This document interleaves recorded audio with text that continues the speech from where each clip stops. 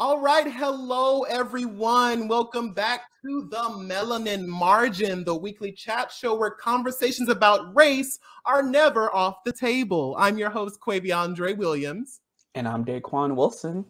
So let's get into this week's conversation. Daquan, what's hot on the table this week? So let's start off by talking about Britney Spears and her conservatorship. So in an article on NPR, we found out that hashtag Free Britney is no longer an activist rallying cry. It is now a fact. The conservatorship that had controlled Britney Spears' finances, personal life, and medical decisions since 2008, and which also controlled by her father, Jamie Spears, for many years, was terminated this past Friday afternoon in a Los Angeles courtroom. Judge Brenda Penny said the conservatorship of Spears' person and her estate is no longer required, effective immediately, end quote. For most of the time she was under the conservatorship, the singer has said she masked her true feelings about the situation.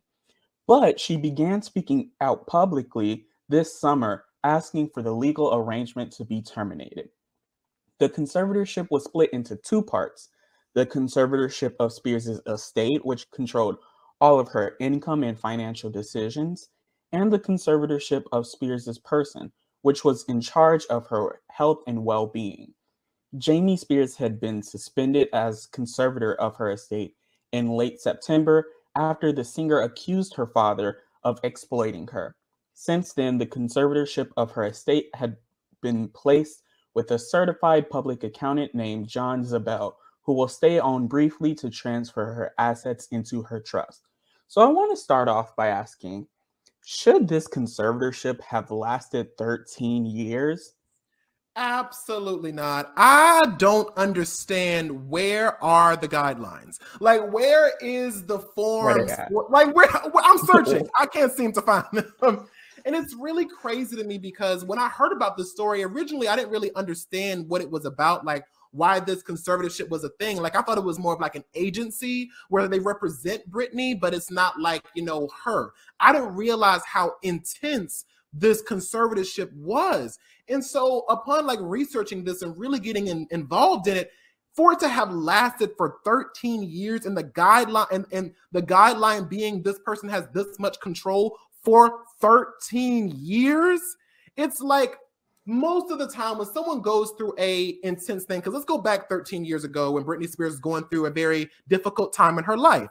It makes sense that there was a conservatorship put in place to protect her at first.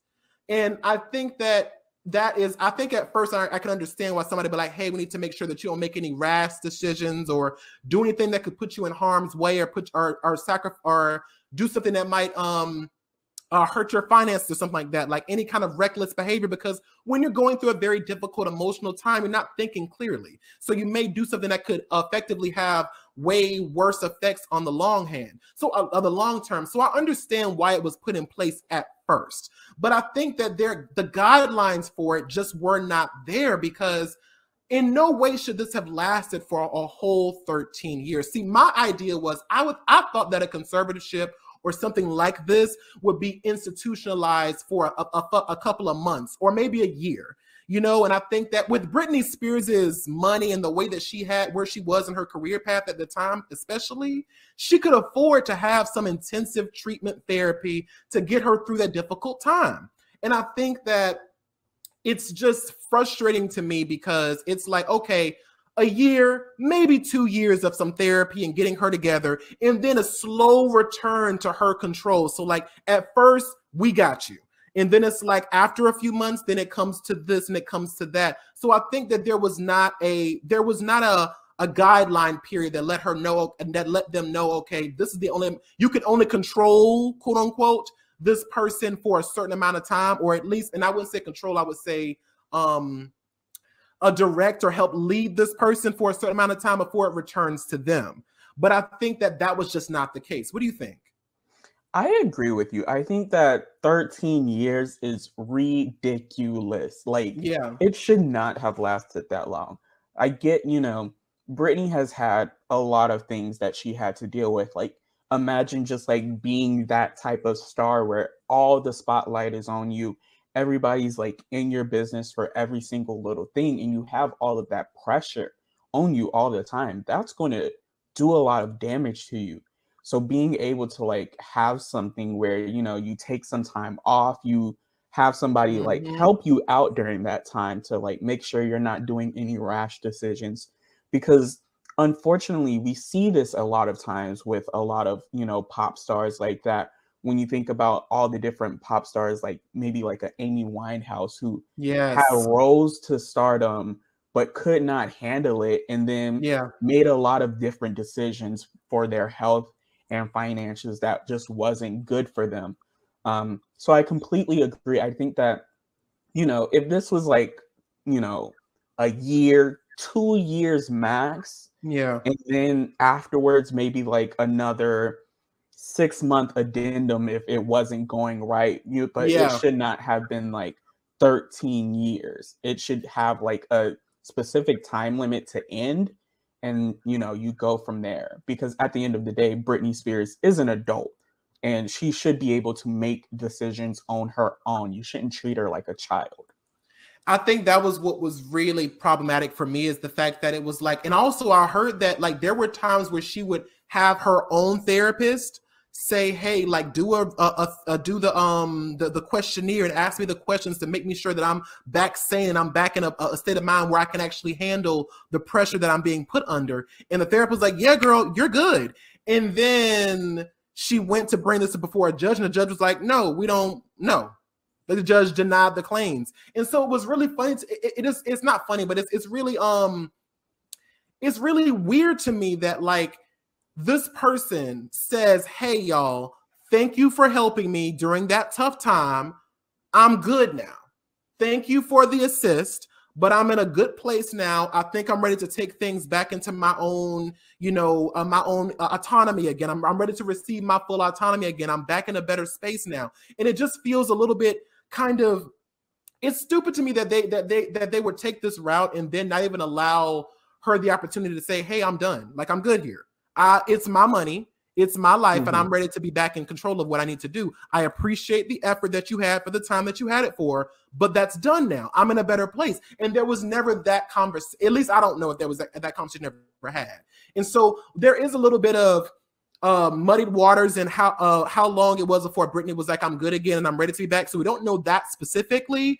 But like I said, I do think that there was something to be said about having a guideline in place that says, we're going to test you, we're going to therapize you and get you into that good space. And if your therapist says, "Okay, you're good to go," and we're good to go, and you feel like you're good to go, I feel like what I think was the frustrating part was that she wasn't able to say, "Hey, I'm here and I'm ready and I'm done." Right. And I think that's what kind of makes me feel like a little real, like annoyed about it, because it's different if it was like she's not saying anything and she's like, I'm good with y'all doing what I got to do. The fact that she was saying, "Hey, y'all, I'm back. I got this." And for them to still keep this conservatorship going, that's what I think was as problematic as it was. But I also want to ask you, Daquan, do you think that this conservatorship, the idea of one, should be as invasive as it is for that same duration? Like, do you think it should have been invasive at all in the Not first at all. place? Absolutely not. I think that when it comes to like, I think this Britney conservatorship has brought to light a lot of problems that we have in our country and in our politics, especially in how we treat people we deem to be suffering from some type of mental health illness or some type of disability.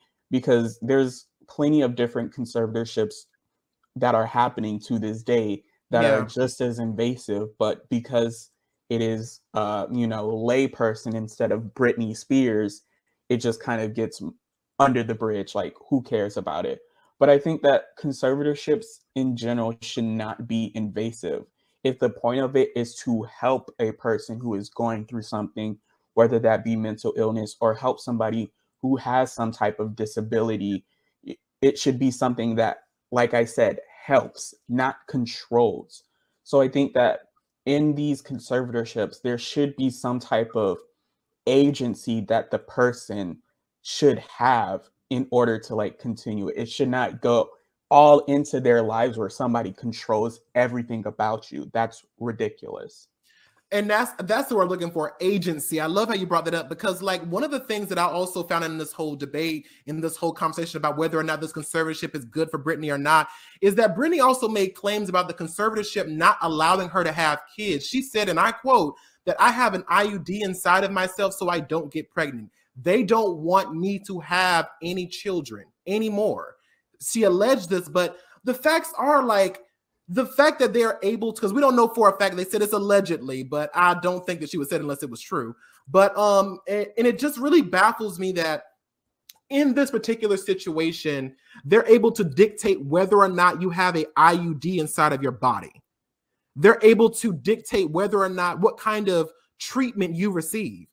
You know what I'm saying? They're able to dictate whether or not what you can and cannot spend your money on, where you can and cannot go, what you can and cannot post on your social media. And like I said, I do think that, and back to your point about as invasive as it is, I don't think that, I agree with you in that fact. I do not think it should have been as invasive as it was. I do think that the only thing that you really need to make sure of is someone's financial health, if they're going through a tough time, to make sure they're not spending money on frivolous things. So I would say more of a checks and balances system, being like, what are you trying to buy? And we can go through why that could work and why that might not be the best move for you. And I would think, as far as body autonomy goes, I think as long as that person is not a threat to themselves or to someone else, that should not be an issue. I think maybe checkups, making sure they go get the health, because some people going through depression don't take care of their bodies or don't take care of their things. The people who are struggling with mental health don't take care of the important things, like getting the checkups they need, getting the dentist appointments, getting the eye appointments, all those things. So I think that in that particular case, making sure those appointments are scheduled and maybe adhered to, I understand that element to it, but that should be as far as it goes. I think that when it went, the fact that they were able to make those kind of body decisions about her, I think that that to me was just a step too far.